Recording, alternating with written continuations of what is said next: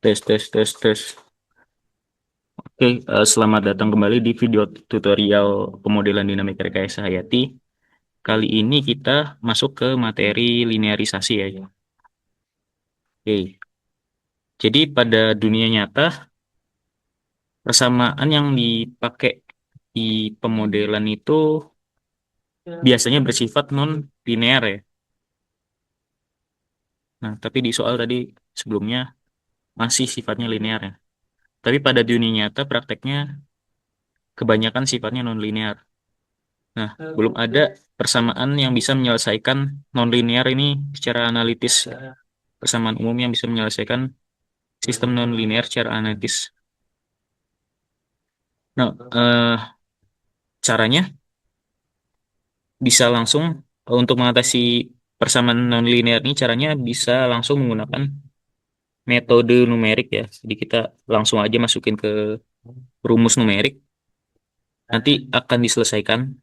Tapi seperti yang kita tahu sebelumnya, si metode numerik ini hanya memberikan hasil akhir ya aproksimasi, tapi kurang memberikan insight terhadap si sistemnya itu ya. Ya bahasanya gitu lah. Dibandingkan misalnya kita selesaikan secara analitis.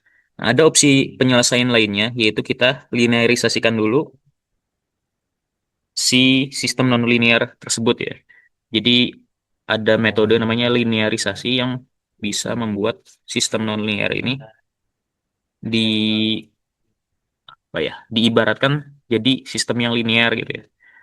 Yang tadinya gini bisa diaproksimasi pakai garis linear gini.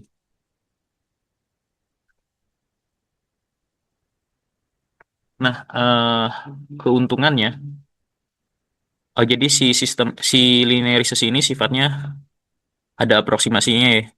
Jadi tentu saja ada nilai errornya, tapi keuntungannya masih bisa memberikan insight seperti metode analis pada umumnya, metode analitik pada umumnya ya. Dibandingkan misalnya kita pakai metode numerik. Oke. Nah, jadi apa itu sebenarnya sistem yang linear? Kita bisa tahu sistem itu linear enggaknya. Misalnya kita cek pakai prinsip prinsip superposisi ya. Jadi sistem yang linear itu pasti memenuhi prinsip superposisi. Nah, ini ada rumus rumus ya, ada definisinya ya. Definisi superposisi ini seperti ini. Misalnya ada fungsi dari AX1 ditambah BX1, maka misalnya sistemnya itu memenuhi superposisi, maka akan sama dengan A dikali fx1 ditambah B dikali fx2 ya. Ini ada contohnya di sini. Misalnya kita punya fx-nya itu kx ya. Nah, kita masukin si ax tambah satu ditambah bx tambah satu ini ke kx ini. Ke fx sama dengan kx. Maka si tulisannya itu, penulisannya akan seperti ini ya. Karena ini masuk ax tambah satu tambah bx tambah satu masuk ke x dikali k. Jadi k dikali ax satu ditambah bx satu. Nah, sama dengan cari ruas kanannya. Ruas kanannya harus seperti ini. Jadi ketika disubstitusi maka A dikali fx1 ini berarti kx1 ditambah B dikali fx2. Fx2-nya berarti kx2. Nah, kurang lebih seperti itu. Nah, ya seperti ini bentuknya. Apakah nilai ruas kanan dan ruas kiri itu sama? Ketika dicek, ya nilainya sama. Jadi si persamaan F sama dengan KX ini linear ya. Nah, sedangkan di contoh lainnya ada KX pangkat setengah. Misalnya si KX pangkat setengah ini dicek, kita coba masukin HX1 tambah BX1 ke ini. Ketika disubstitusi maka nilainya akan seperti ini ya. Terus kita coba juga eh, buat ruas kanannya. A dikali fx1 itu berarti A dikali fx1-nya kx setengah ya. Ya ini. Dan bfx2-nya ini seperti ini. Misalnya disubstitusi. Nah, apakah ruas kiri sama dengan ruas kanan? Jawabannya tidak ya, karena tidak boleh seperti ini. Jadi sistem persamaan yang kedua ini sifatnya non-linear.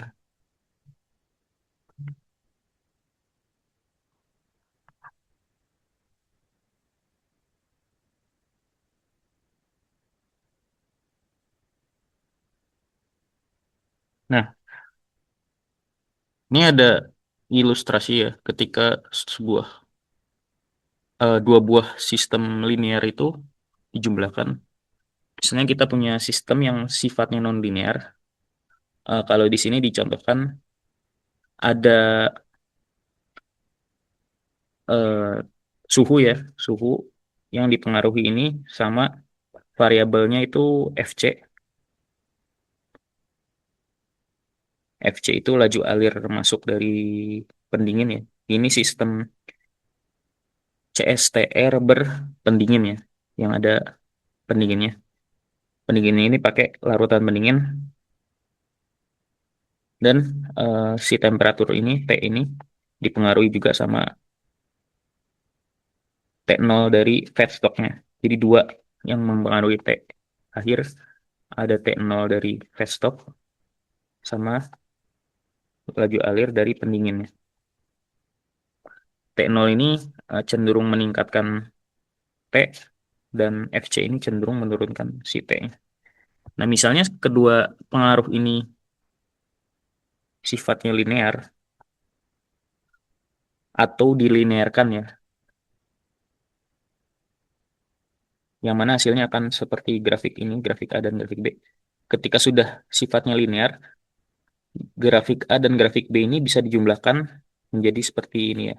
Jadi respon totalnya seperti ini. Ini respon akibat adanya variabel Fc dan adanya variabel T0. Nah, syaratnya si ininya ya, change perubahan T karena Fc dan perubahan T karena T0 ini harus linear agar bisa di seperti ini kan. Oke. Nah, ini salah satu cara melinearisasikan sebuah sistem non-linear ini pakai metode Taylor ya, menggunakan yang namanya deret Taylor. Deret Taylor ini persamaannya seperti ini ya. Nah, ini juga bisa buat dua variabel. Misalnya variabelnya itu ada dua, ada X1, ada X2.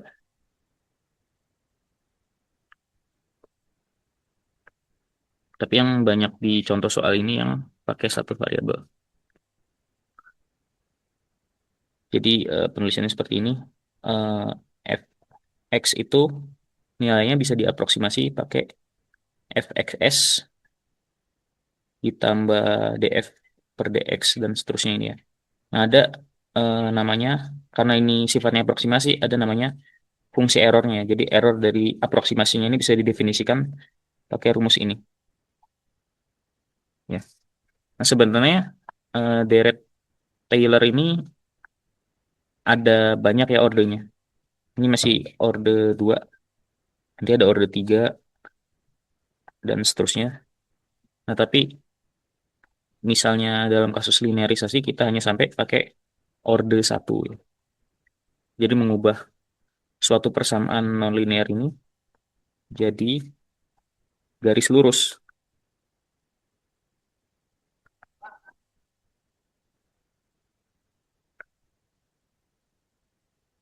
Ini ada contohnya di bawahnya.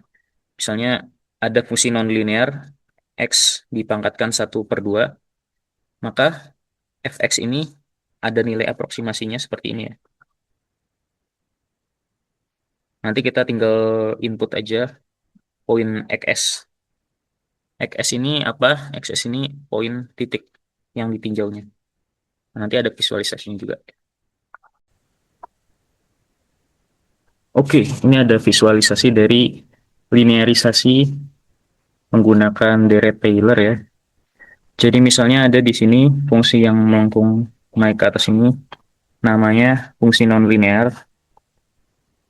Bisa diaproksimasi dengan membuat garis linear di di titik x sama dengan xs ya. Ini ya yang tadi disebut xs itu yang ini. Dibuat garisnya ini mengikuti gradien di titik ininya ya, gradien di titik ini atau di titik xs dari si garis nonlinear tadi yang melengkung ini. Nah, wujud garisnya itu seperti apa? Yang seperti ini ya, yang garis putus-putus ini garis yang linearnya. Garis linearnya ini ya. Ini namanya hasil linearisasinya yang ini. Nah, dari si linearisasi ini kita bisa mengaproksimasi nilai di sini ya. Jadi eh, bisa dilihat ini masih dempet-dempet ya. Jadi mungkin kalau di sini berapa ini? Ya, misalnya di sini nilainya anggaplah 4,5 ya. Misalnya di fungsi NL-nya itu, misalnya kita pakai fungsi NL atau nonlinear, si nilai Y-nya itu 4,5. Nah, tapi misalnya dari pakai linearisasi mungkin eh, ada error sedikit ya jadi 4,6. Atau mungkin kita ambil contohnya agak jauhan sedikit. Misalnya kita mau mengaproksimasi titik ini ya, pakai si garis linearisasi yang tadi.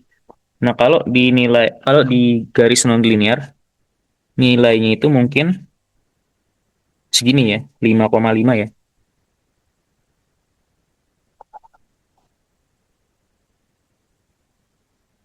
Nah, tapi kita bisa aproksimasi juga si nilai di titik ini tuh pakai garis nonlinearnya, pakai garis linearnya di sini. Nah, ini sekitar mungkin berapa ya? 5,2 lah ya. Nah, ini hasil aproksimasinya. Nah, apakah ada perbedaan? Tentu saja ada, ya. Ada perbedaan atau errornya. Nah, tapi eh, si hasil linearisasi ini bisa dianggap cukup baik ya, cukup dekat untuk si kasus sistem kontrol ya, sistem kontrol proses.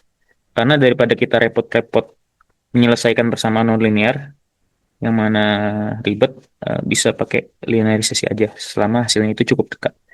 Oke, nah ini ada contoh soalnya juga. Ini kalau di buku, misalnya nilai ada fungsi x sama dengan x pangkat 1/2. Nilai aproksimasinya ini ya. Nah, kita coba kerjakan aja. Jadi pakai definisi deret Taylor yang ini, orde 1.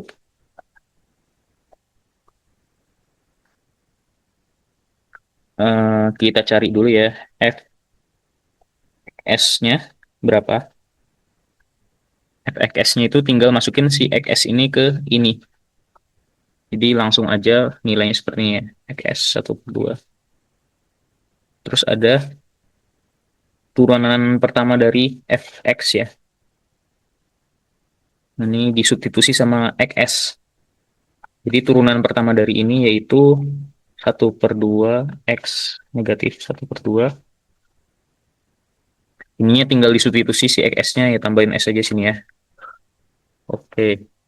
Terus udah deh kita bentuk si persamaan aproksimasinya pakai ini. Jadi fx teraproksimasi di xs kuadrat ini ya. Fx ditambah df per dx atau turunan pertama fx disubstitusi dengan xs ya nilainya ini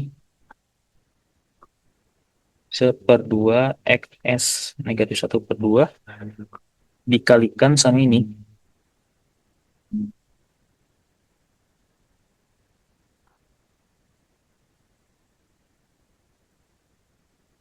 Nah, ini cukup berhenti sampai di sini ya. Ini namanya orde satu.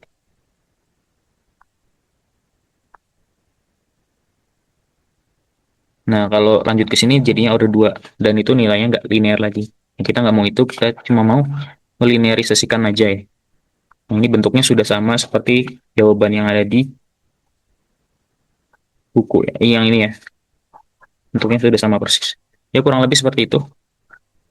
Nanti si XS-nya ini bisa kita gonta-ganti pakai si titik yang ininya ya,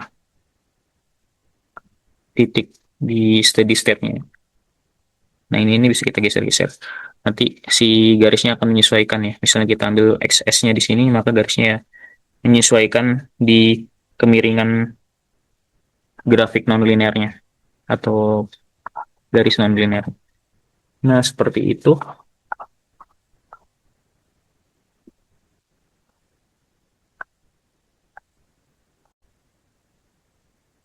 Kita juga bisa cari si nilai errornya. Error error dari aproksimasi ini ya pakai ini. Jadi si error yang ini oke hitam ya sama dengan seperdua dikali turunan kedua dari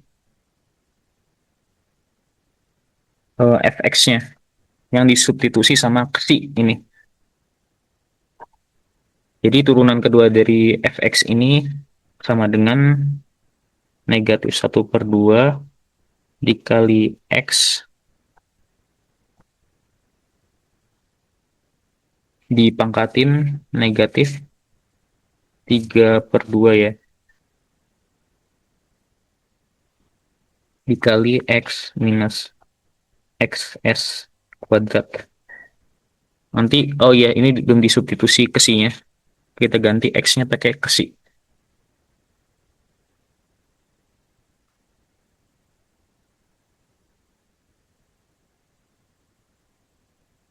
Yang ini aja nulisnya. Ini kali, jadi negatif 1/4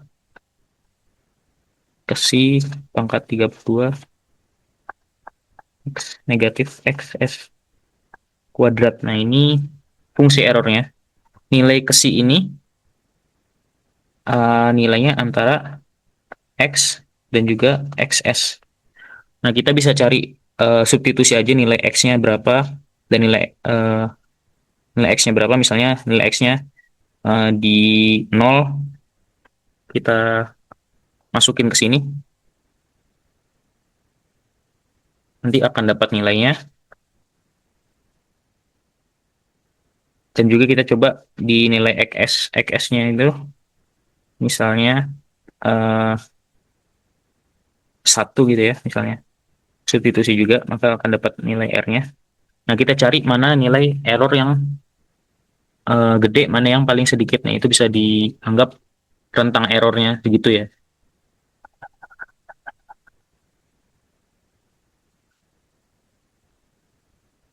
Oke,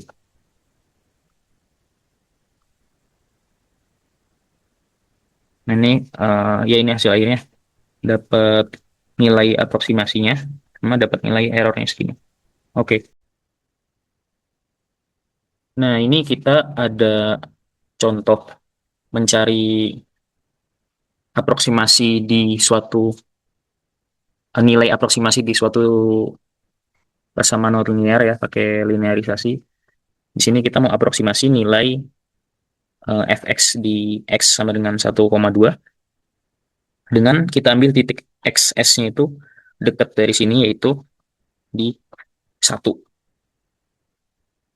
Nah, ini kita coba aproksimasi. Pertama kita bisa hitung aja langsung ya buat yang nilai ketika langsung disubstitusi ke persamaan non linear. Maka nilai ini langsung aja 1,2 sama dengan berarti substitusi 1,2 ke sini, maka nilainya akan seperti ini 1,2 akar 1,2 yang mana nilainya itu 1,09 ya. Ini nilai exactnya. Nah, nilai aproksimasinya ini bisa kita buat seperti ini. Substitusi ini ke sini ya. Dengan XS-nya itu sama dengan 1. Kita coba proses substitusinya. Berarti akar 1 ditambah 1/2. 1/akar 1. Selisihnya itu berarti 1,2 minus 1 atau 0,2 ya. Yang mana ketika dihitung nilainya, eh ya, nilainya sama dengan 1,1 ya. Jadi nilai exactnya dan ini nilai aproksimasinya cukup mirip. Ada error sedikit, tapi ini bisa dibilang sudah dekat ya. Nah, si nilai aproksimasi ini akan semakin akurat bila jarak antara X dan XS-nya itu semakin dekat ya. Kalau di garis ini, ya, kalau di garis eh, terlihat jelas. Misalnya si XS-nya itu ada di sini ya, di X sama dengan 1, maka nilai yang dekat-dekat sini pasti akan lebih mepet ke si garis non-linearnya dibandingkan misalnya jaraknya jauh di sini ya. Ini kan jauh, semakin tidak akurat. Semakin jauh si X yang dicari dari nilai XS-nya ini semakin besar errornya. Oke.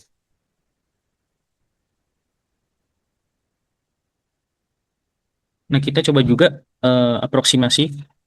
Misalnya kita ganti si X-nya ini jadi 1,5 ya. Nah, ini ya.